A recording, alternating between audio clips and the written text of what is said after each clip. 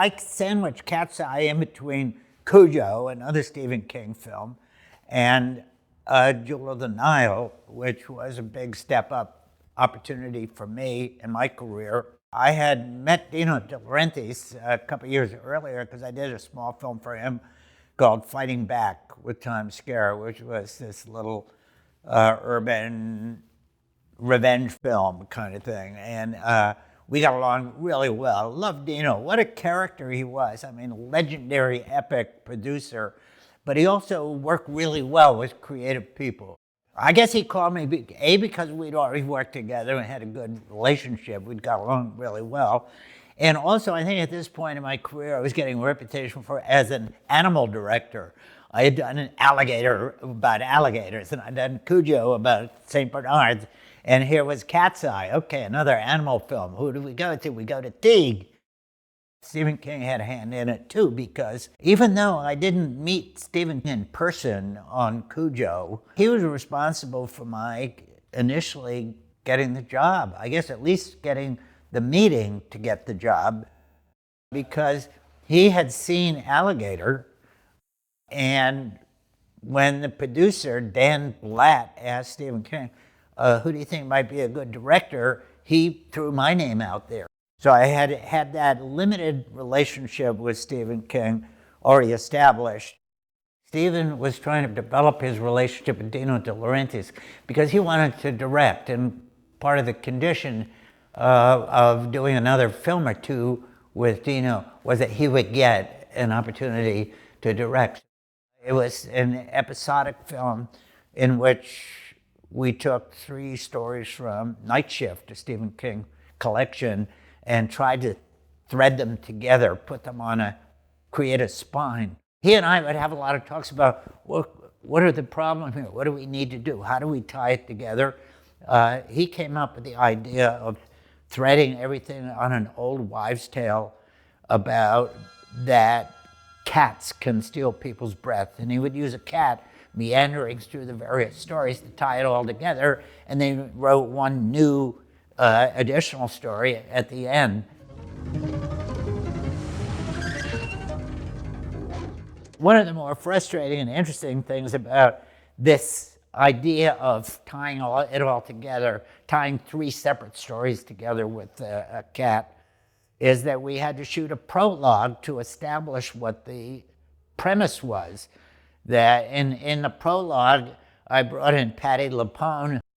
I'd worked with her on Fighting Back, a previous Dino film, and we created a prologue where she discovers that her daughter, played by Drew Barrymore, has stopped breathing, and the cat is in the room, and she's aware of this myth, and she blames it on the cat, and she goes down to, her husband happens to be one of those survivalists who's got a huge arsenal in the basement of the house.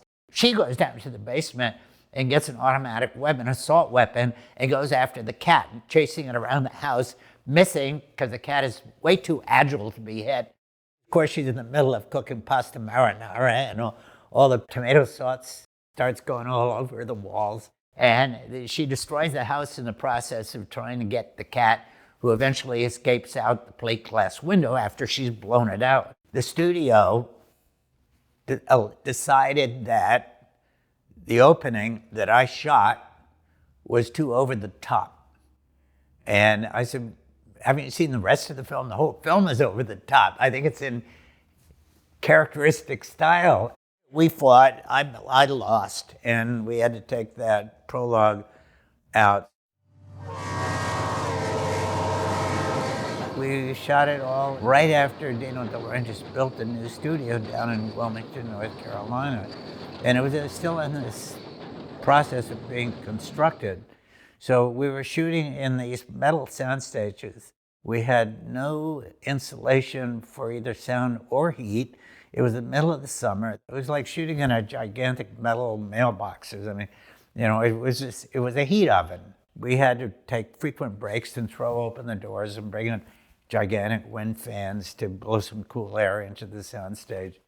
One of the wonderful things about working down in Wilmington at that time, even though the studio was still being constructed, Dino had very ambitious plans, and he was bringing in a lot of other directors to prep and shoot other projects too, like Michael Cimino. And we had chances to sit down and share meals, break bread, and talk about movies, talk about the work that we were doing, talk about the movies that we loved. And that was so precious at the time, because what I found in Hollywood, directors don't cross paths that much. Another one of the great things about working with Dino De Laurentiis at his studio in Wilmington, North Carolina, is that Dino built a big house on Wrightsville Beach next to Wilmington. And on Saturdays, he'd have a few friends over for dinner, and he would cook the pasta, and he would lecture on how to make the pasta. We would have these great Italian meals every weekend at Dino's house.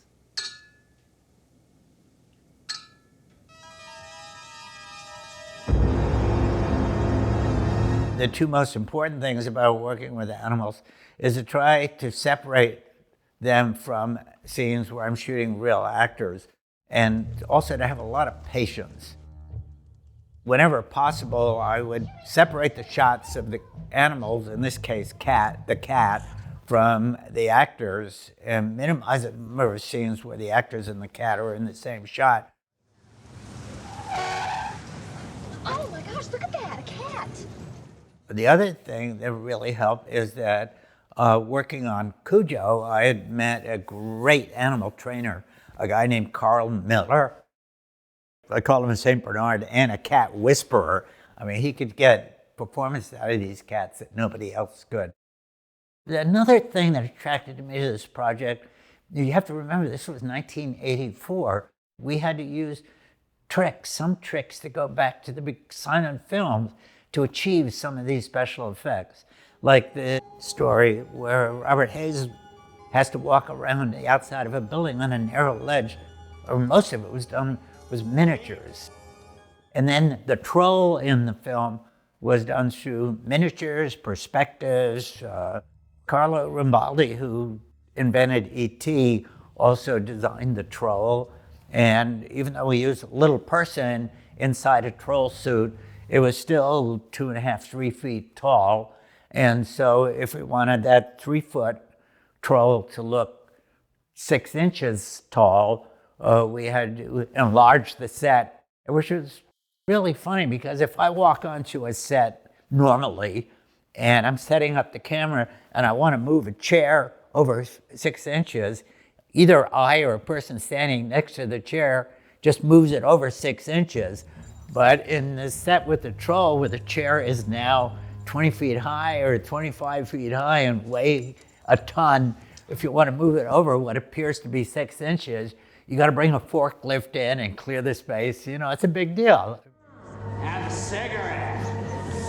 No, really, I give those babies up.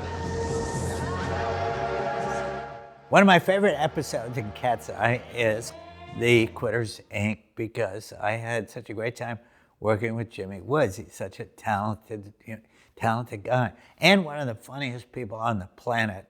And I enjoyed working with him because he's super smart, and he's willing to try things and take direction. For example, in Quitters, Inc., there's this shot where he comes home, his wife is missing. He knows that she's been kidnapped by the Quitters, Inc. people. And he gets a phone call. It was just a slip, Mr. Donati. It was just like a little small slip, you know. I mean, really, I swear it won't happen again. You know, it's funny, you know, it didn't even taste good. When he hangs up, he's supposed to be frustrated and agonized. And so I said to Jimmy, you know, I made this up, by the way. I said, Jimmy, I just had this phone call with my girlfriend yesterday, and she is so maddening that after she hung up on me, and I just took the phone and I just started smashing the receiver into the phone until it broke. And he said, got it, I got it. I'll count on you for 5, shall I? So we shoot the scene. In the first take, he just takes the phone and he destroyed it. I could just make suggestions to him and he would make them work. And I just love working with him. Natural talent. What's your name? can't hear you. Gonna guard me? Hope so. Working with Drew Barrymore was really great. It was a lot of fun. It was a very difficult period of her life, I think, partially because of her age. I think she was 11 at the time. Kids naturally have the ability to abandon themselves to the make-believe world that they can imagine in their head. And she was in a process of continual growth from E.T. to her later work. Amanda, promise me that you won't tell any of your friends about this, okay? Well, that depends. Depends? Depends on what? On whether or not I can keep General and sleep with me at night.